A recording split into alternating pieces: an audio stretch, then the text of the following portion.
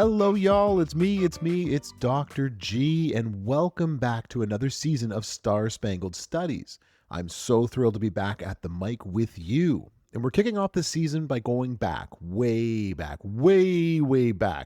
to a time before the United States, before the colonies, before the ships even set sail across the Atlantic.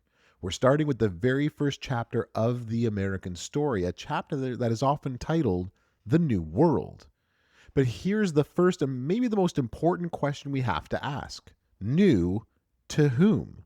Quote, Europeans called the Americas the New World, but for the millions of Native Americans they encountered, it was anything but, end quote. For them, this was home, a world with a history stretching back over 10,000 years, a world of dynamic, diverse peoples who spoke hundreds of languages and had created thousands of distinct cultures from coast to coast.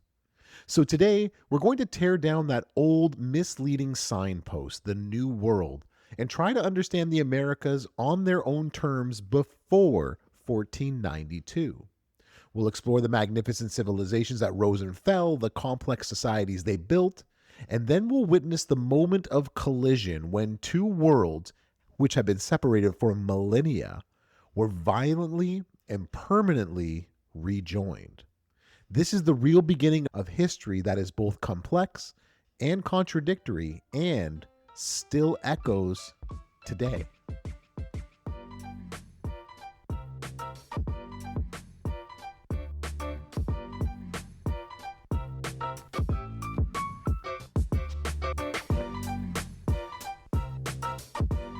So to understand American history, we have to begin with the first Americans. But where exactly does that story start? This question itself raises a fundamental tension in how we approach the past. From a scientific perspective, the story begins with migration. The most widely accepted theory holds that between 12 and 20,000 years ago, during the last ice age, lower sea levels exposed a land bridge called Beringia, connecting Asia to America. Over the centuries, people migrated across this bridge and perhaps along the coastline in small boats, and they populated the continent from the Arctic ice at the tip of the South America. This is the archaeological story written in some stone tools and ancient DNA. But for Native American peoples themselves, their stories don't start with a journey to a place. They start in place. Their histories are rooted in the American soil, emerging from the land itself through sacred acts of creation. These origin stories are not just myths, they are foundational historical texts that reveal the deepest values and worldview of a people. Now, our textbook reader shares two beautiful examples. The Selenian people of present-day California, for instance, tell of a bald eagle, the chief of the animals, who saw an incomplete world and decided to make human beings. The eagle, quote, took some clay and molded the figure of a man, but as yet he had no life, end quote. Seeing that the man should not be alone, the eagle, quote, pulled out a feather and laid it beside the sleeping man, end quote. And from that feather, a woman was formed. Meanwhile, the Lenape tradition from the northeast tells of a watery world where the earth was made. Sky Woman fell from the heavens, and with the help of a muskrat and a beaver, she landed safely on a turtle's back. That turtle's back became North America, a place many indigenous peoples still call Turtle Island. The Cherokee tell of an earth as a, quote, great island floating in a sea of water and suspended at each of the four cardinal points by a cord hanging down from a sky vault, end quote. Presenting these two ways of knowing the past, the scientific and the indigenous, isn't about choosing one over the other. It's about recognizing that history is more than just a timeline of events. It's also a conversation about meaning. For thousands of years before Europeans arrived, Native Americans had their own profound understanding of their origins, their place in the cosmos, and their history in America, a history that began long before human memory.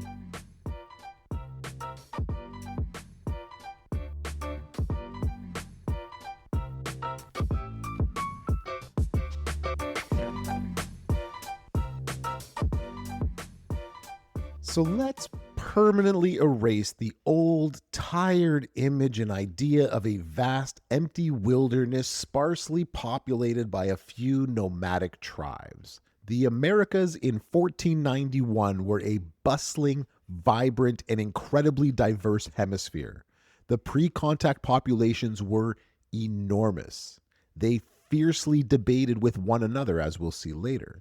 But no one disputes that these were millions of people living in thousands of distinct societies, from a massive urban centers to sophisticated political confederacies.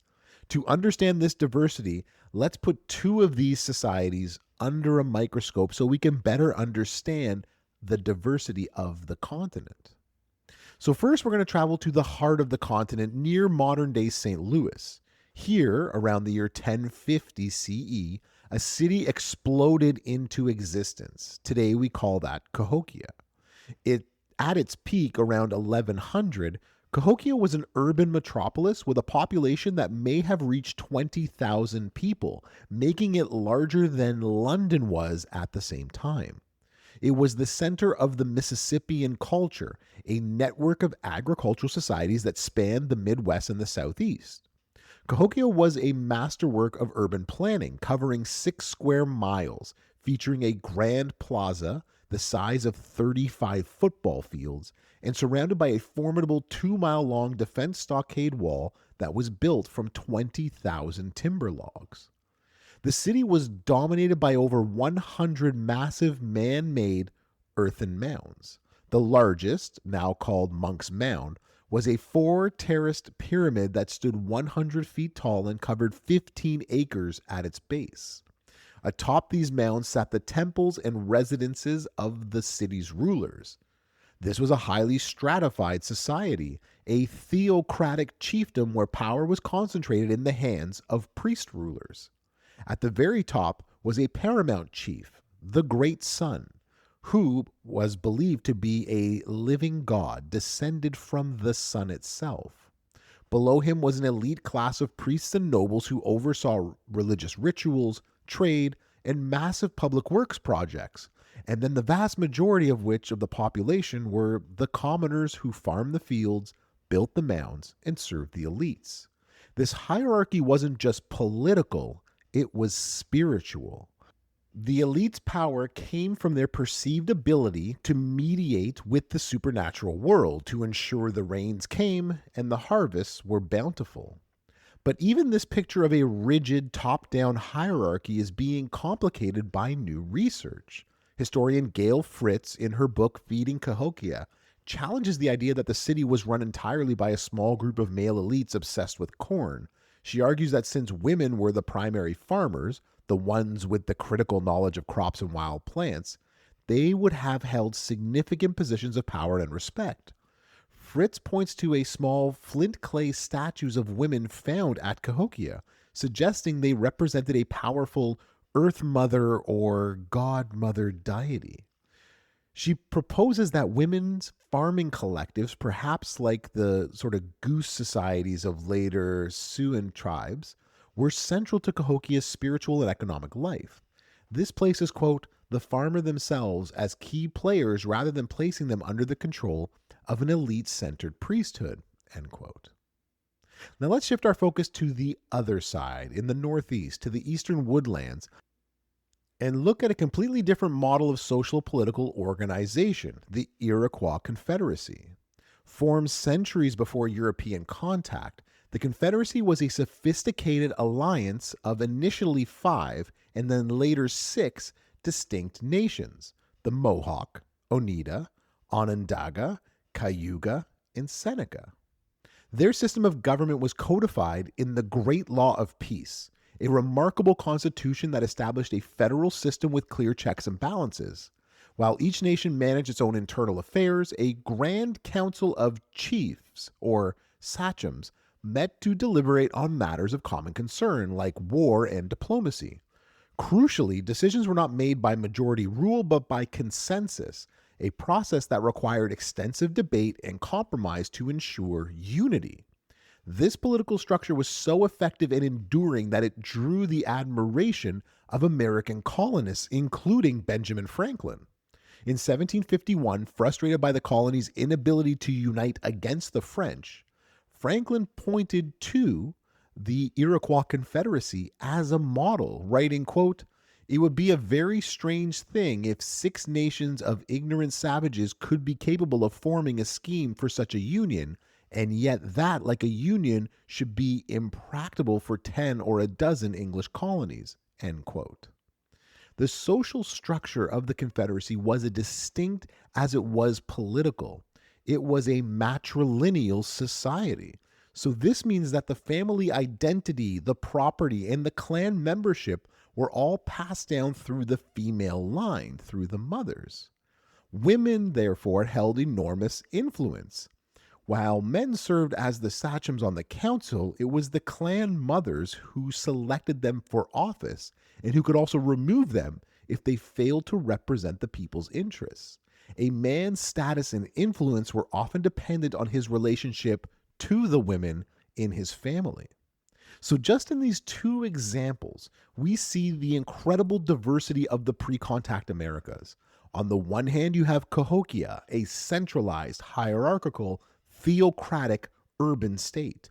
On the other hand, the Iroquois Confederacy, a decentralized, federalist, consensus based democracy with strong matrilineal traditions. There was no single Native American experience.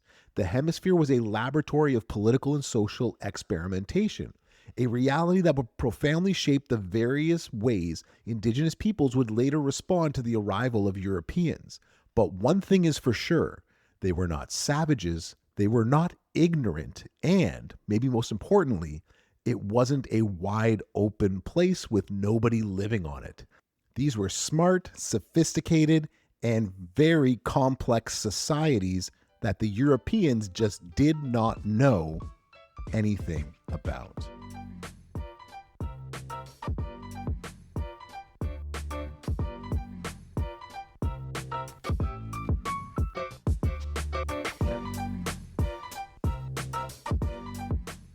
So, if the Americas were indeed this complex world, which they were, what was happening on the other side of the Atlantic that propelled a handful of ships across a vast unknown ocean? The Europe of the late 15th century, the 1400s, was a continent in flux, driven by a powerful combination of motives that historians often summarize as God, gold, and glory. For centuries, European access to the riches of Asia, including spices, silks, and other luxury goods not found in Europe, was controlled by a complex network of overland trade routes, the famous Silk Road. But this trade was dominated by Muslim empires and Italian city-states like Venice and Genoa, who charged exorbitant prices for those spices, silks, and luxury goods. Ambitious new monarchies on the Atlantic coast, particularly new naval powers like Portugal and Spain, were desperate to find a new all-water route to Asia to bypass all these middlemen and difficulties of the Silk Road and seize control of the lucrative trade for themselves. These economic ambitions were fueled by intense political and religious energy. In Spain, the year 1492 itself was monumental. It marked the end of the Reconquista, the centuries-long Christian campaign to drive Muslim rulers from the Iberian Peninsula. With the fall of Granada, which was the last Muslim kingdom, King Ferdinand and Queen Isabella had consolidated a powerful, unified Spanish state infused with a militant Catholic faith. They were now eager to project that power outward, to continue the crusade against the non-believers, and to reap the economic rewards of an empire. The technological advances in sailing, like new caravel ships and the astrolabe, finally made long-distance ocean travel voyages feasible. The stage was now set. All they needed was a man with a bold, if flawed, plan. And that's what brings us to that man himself, Christopher Columbus. It's easy to paint him as a one-dimensional hero or villain, but as historians, our job is to understand him in his own context, through his own words, and thankfully, We have his journals from that first voyage in 1492, and oh boy, does that give us a stunningly clear window into the mind of a colonizer, both brutal and ambitious. When Columbus and his men first made landfall on an island in the Bahamas, his description of the local Taino people at first glance was full of admiration. He describes them as a, quote, very handsome people, all of good stature, and remarkably generous to him. He writes, quote, they brought skeins of cotton thread, parrots, darts, and other small things, and they give all in exchange for anything that may be given to them. They took all and gave what they had with good will, end quote. But this perception of gentleness and generosity is immediately and chillingly processed through the lens of power and exploitation. The Taino's lack of familiarity with European weaponry is not seen as a sign of peace, but of weakness. Columbus notes, quote, they neither carry nor know anything of arms, for I showed them swords, and they took them by the blade and cut themselves through ignorance, end quote.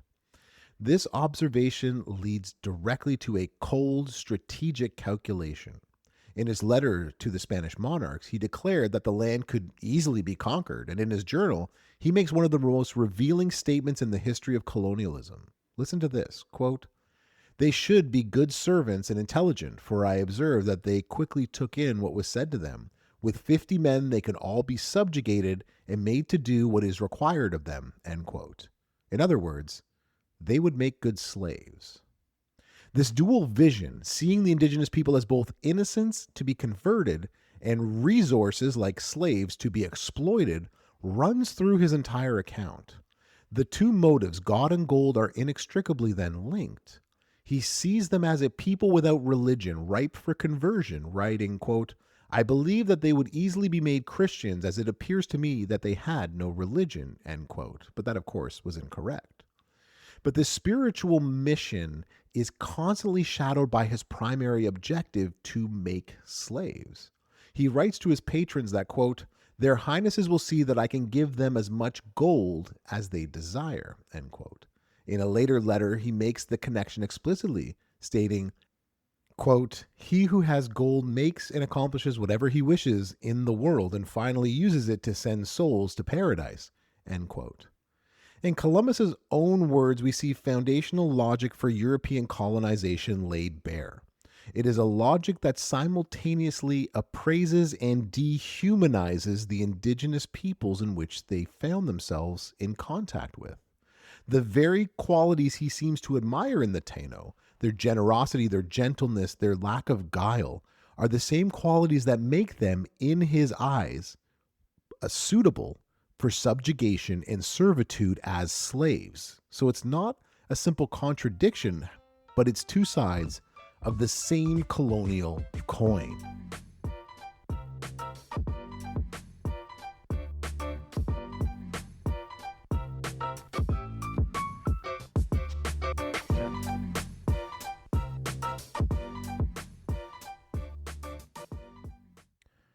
The language we use to describe these events matters immensely because it shapes how we understand them. For a long time, textbook talked about the discovery of America, but discovery is a profoundly Eurocentric term. You can't discover a place that's already home to millions of people. In response, historians and activists began to use stronger words like invasion or conquest, which rightly centers the violence and power dynamics of the event. More recently, some scholars like Colin Calloway and Gary Nash have framed it as an encounter, an event that created new worlds for all. Those are their terms. This term highlights the cultural exchanges and transformations that affected everyone involved, but encounter feels, for me, too gentle, too neutral for an event that led to such catastrophic consequences. Perhaps the most powerful and accurate term comes from the title of our textbook's second chapter, Colliding Cultures. A collision implies force, momentum, a shattering impact. It suggests that two separate, complex worlds moving on their own historical trajectories suddenly and violently crashed into one another. And in the aftermath, neither world would be recognizable. Everything was broken, and from the wreckage, something entirely new, violent, and global would be born.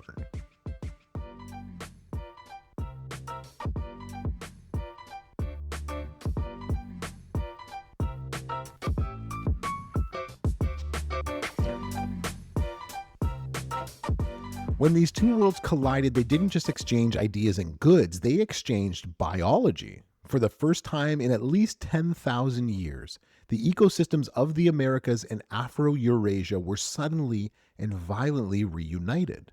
Scholars call this process the Columbian Exchange, and its consequences were so profound that historian Charles Mann has argued it was, quote, arguably the most important event since the death of the dinosaurs, end quote.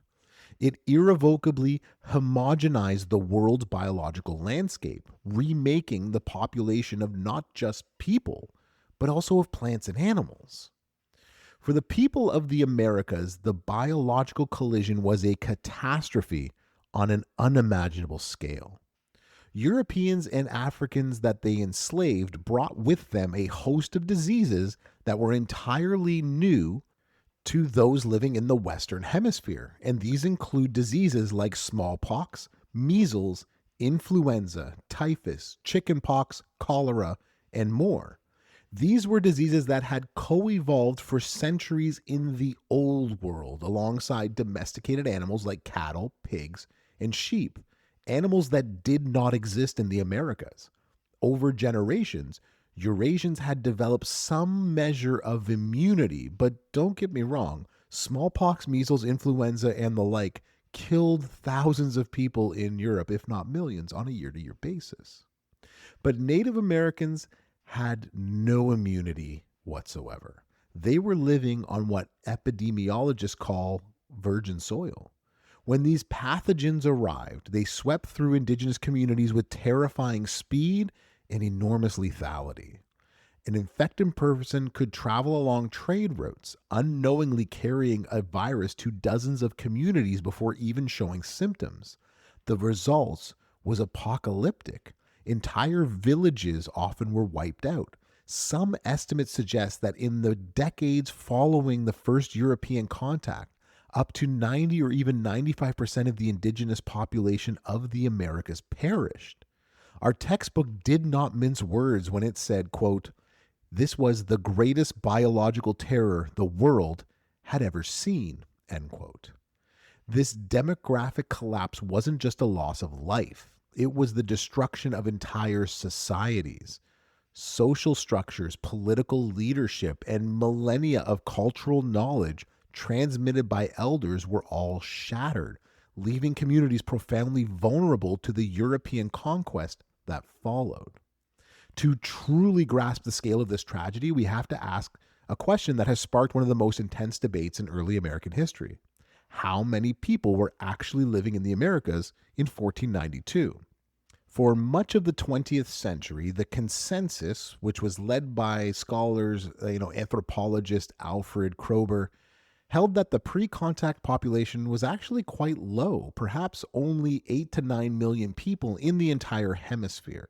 These low estimates were actually rooted in the implicit and sometimes explicit racist assumption that so-called, quote, primitive societies simply could not have sustained large populations. But that view has been dramatically challenged starting in the 60s. A new generation of scholars, most notably anthropologists like Henry Dobbins, began using different methods to try to calculate the number. They argue that the populations Europeans first encountered were already the ravaged survivor of initial waves of disease.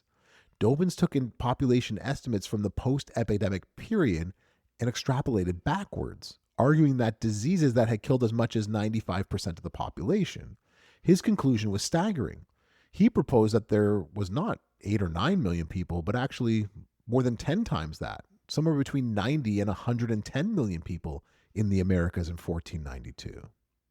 Today, while most historians find Dobbins' 95% mortality rate too high maybe for the entire hemisphere, the scholarly consensus has shifted decisively towards the high counters, as they call them. Geographer William Denevan, synthesizing many regional studies, arrived at a consensus count of about 54 million people, More recent studies, like one in 2019 that analyzed drops in atmospheric CO2 caused by massive reforestation on abandoned farmland, figures more like 60 million. The numbers themselves are staggering, but the implications of this debate are what's truly profound. Shifting the estimated population from 8 million to 60 million completely changes the story of early American history. It transforms the narrative of one of Europeans settling a vast, empty wilderness to one of Europeans building their societies atop the graveyard of the single greatest demographic disaster in human history.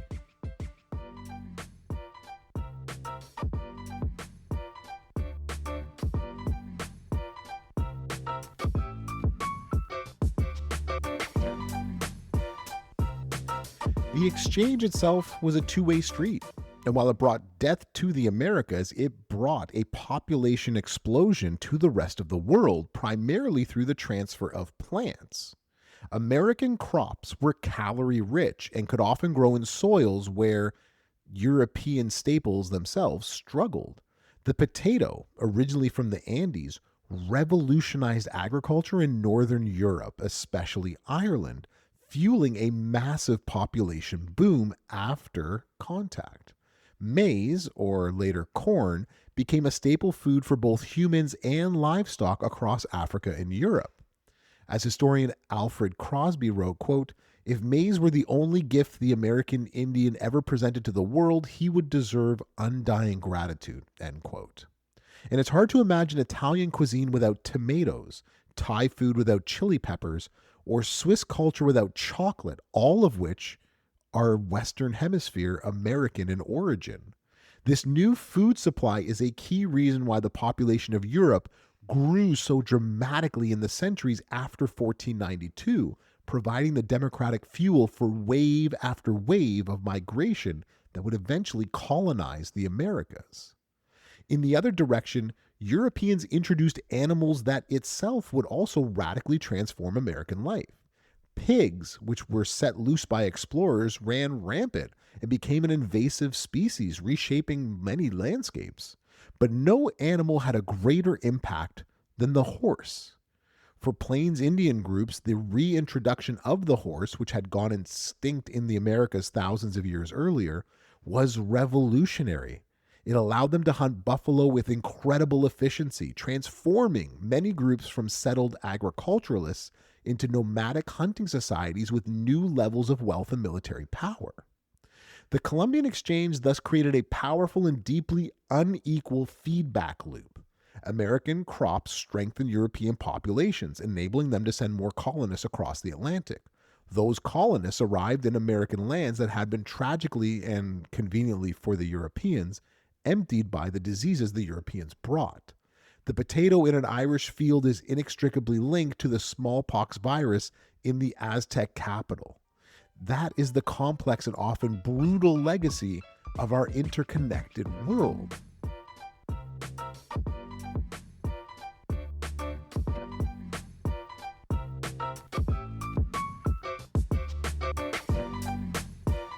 This demographic collapse, what people call the Great Dying, made the Spanish military conquest of the great Aztec and Incan empires shockingly swift.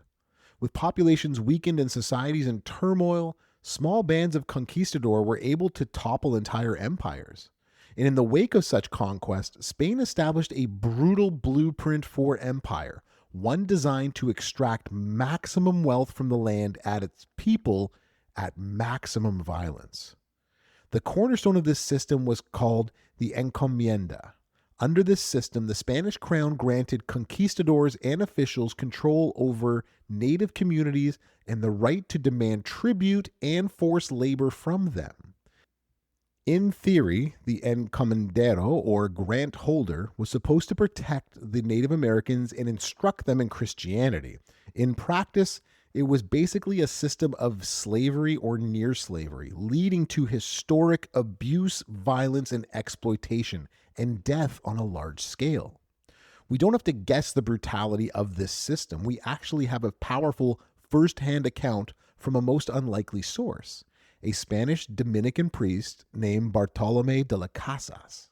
Las Casas had come to the Americas as a colonist and even held one of these encomiendas himself. But he underwent a profound crisis of consciousness and he gave up his holdings. And he dedicated the rest of his life to documenting the atrocities and fighting for the rights of these indigenous peoples. In 1542, he wrote his most famous work, a short account of the destruction of the Indies, addressed it directly to the King of Spain. The language is searing. He describes the Spanish colonists as they entered the Americas, quote, "Into and among these gentle sheep, endowed by their Maker, did creep the Spaniards, who no sooner had knowledge of these people than they became like fierce wolves and tigers and lions, who have gone many days without food or nourishment." End quote. He was unflinching about the Spanish motives. Quote, "Their reason for killing and destroying such an infinite number of souls is that the Christians have an ultimate aim, which is to acquire gold and to swell themselves with riches in a very brief time." End quote. Perhaps his most damning indictment was this, quote, "The Spaniards have shown not the slightest consideration for these people, treating them not as brute animals. Indeed, I would to God had they done and shown them the consideration they afford to their animals, so much as piles of dung in the public squares." End quote. Las Casas hoped his shocking account would lead to some form of reform, and to a degree it did. His work was influential in the passage of the new laws of the Indies in 1542, which sought to abolish the encomienda system and end the enslavement of indigenous Americans. But his book had another much larger and entirely unintended consequences, thanks to the new technology of the printing press. A short account of the destruction of the Indies was quickly translated and became a massive bestseller across Europe, especially in Protestant countries like England and the Netherlands, where Spain's greatest political rivals and religious rivals were located. These rival powers seized upon Las Casas' work, using his own words as the perfect propaganda tool.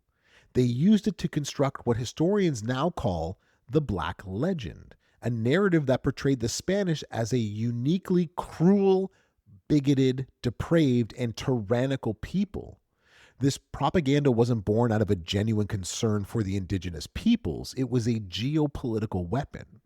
It allowed Spain's rivals to paint their own colonial ambitions in a more noble light. As the English promoter of colonization, Richard Hakluyt, argued in 1584, the English presence in the Americas was necessary to save native peoples from Spanish tyranny. The historian Aviva Chomsky summarizes this narrative perfectly. Quote, "The British, in contrast, according to their own account, were hard-working, forward-looking colonists who industrially set up self-sufficient farming villages on empty lands." End quote. The Black Legend, therefore, served to justify other, supposedly more benevolent forms of colonization. Spoiler alert, they weren't more benevolent. This raises difficult historiographical questions that scholars still debate today. How should we think about the Black Legend?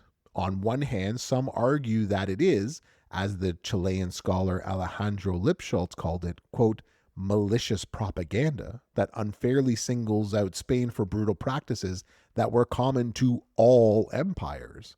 But on the other hand, historians like Charles Gibson have argued that while it was certainly used as propaganda, quote, "the substantive content of the Black Legend asserts that the Indians were exploited by Spaniards, and in empirical facts they were," end quote. He calls it a, quote, "great but essentially inaccurate interpretation," end quote. The debate continues, with some scholars today arguing the legend has largely faded, while others insist it still subtly shapes modern perceptions of Spain and Latin America. What this debate teaches us is that historical narratives are battlegrounds. Las Casas' plea for reform, written for an internal Spanish audience, was hijacked and repurposed into a weapon of international conflict.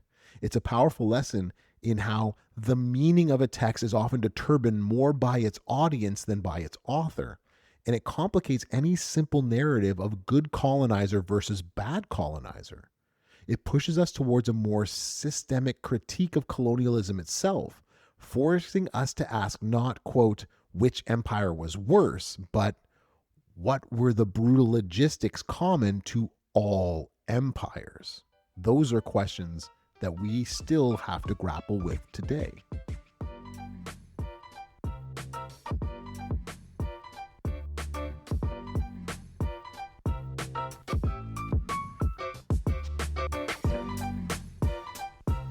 Despite the violence, the disease, the exploitation, out of the crucible of this contact, new cultures and new peoples with new identities began to form. Now, this process was not one of simple replacement, but it's rather something of synchronism, a blending of different beliefs and practices together. In the Spanish colonies, the vast majority of colonists were men. This led to widespread intermarriage and relationships between Spanish men and indigenous women. Their children, known as mestizos, quickly became a huge part of the colonial population, creating a new colonial cultural hierarchy that was racially as much as it was unique to the Americas. This blending was also religious. While Spanish missionaries worked to eradicate indigenous beliefs, native peoples found ways to adapt and merge Catholicism with their own traditions. The most powerful symbol of this story is the Virgin of Guadalupe. In 1531, just a decade after the fall of the Aztec Empire, a recently converted Aztec man named Juan Diego reportedly seeing an apparition of the Virgin Mary, one who appeared with dark skin and spoke to him in his native language. The Virgin of Guadalupe became a uniquely Mexican and indigenous symbol of Christianity, a powerful fusion of two worldviews that remains a central icon of Mexican identity to this day.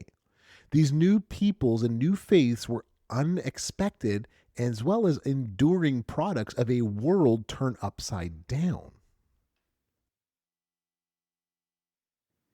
So we're going to end this first look where we began, with a world utterly and permanently transformed. The Americas were not discovered, they were invaded, conquered, and remade. The collision of these two worlds unleashed centuries of violence and possibly the greatest biological catastrophe in human history. But the conclusion also remade Europe, Africa, and Asia.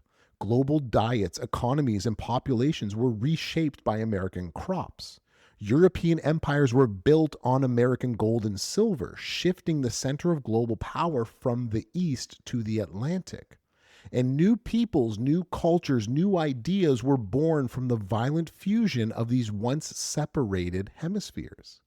As our textbook so powerfully concludes, after this global exchange of people, animals, plants, and microbes, quote, neither world would ever again be the same, end quote.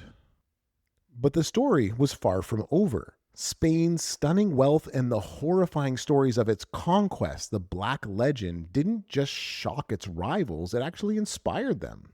The Spanish experience was both a warning and a tantalizing invitation. Other Europeans saw the immense potential of the Americas, and they believed they could do it better, or at least more profitably, and perhaps in their own eyes, more humanely. So next time we get together on Star-Spangled Studies, we'll watch as new players enter the colonizing game and the collision of cultures intensifies. The French will push deep into the heart of the continent in search of furs, building a vast trading empire that relied on alliances and a cultural middle ground with Native American nations. The Dutch, the masters of global commerce at the time, will turn a small island at the mouth of a river into a bustling, diverse hub of trade called New Amsterdam. And the English, well, they arrive with very different ideas about land, religion, and empire, setting the stage for a new and even more consequential phase of colonization. The race for North America was on, and you won't want to miss it. I'm Dr. G, and I'll see y'all in the past.